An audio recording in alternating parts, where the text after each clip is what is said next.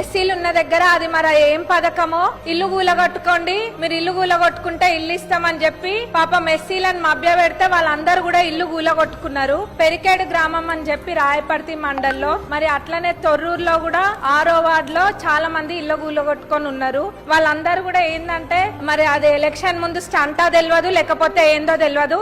ఎంతో మంది పాపం ఇల్లు కూలగొట్టుకొని ఈ రోజు నీడ లేకుండా ఉంటున్నారు. వాళ్ళందరికీ కూడా మన ప్రభుత్వంలో ఇందిరమ్మ ఇల్లు అందరికి ఇస్తున్నాము. మరి వాళ్ళకు కూడా గత ప్రభుత్వంలో వాళ్ళు మోసపోయి ఉన్నారు కాబట్టి మన ప్రభుత్వంలో ఇందిరమ్మ ఇల్లు వాళ్ళకు కూడా ఇవ్వాల్సిందిగా సంబంధిత మంత్రి గారిని మీ ద్వారా కోరుతున్నాం అధ్యక్ష.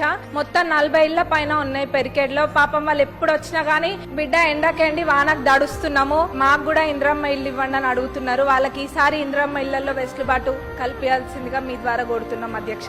మరి డబల్ బెడ్రూమ్ ఇల్లు ఏవైతే అసంపూర్తిగా ఉన్నాయో అవన్నీ కూడా మనం పూర్తి చేసి, అప్పుడు నాణ్యతతోటి కట్టలేదు చాలా మటుకు చూసినట్టయితే, ఇప్పుడు వాళ్ళందరికీ కూడా ఎవరైతే అసలు జాగా కూడా లేని పేదవాళ్ళు ఉంటారో వాళ్ళకి అవి మనం పూర్తి చేసి అలాట్ చేయవలసిందిగా మీ ద్వారా కోరుతున్నాం అధ్యక్ష.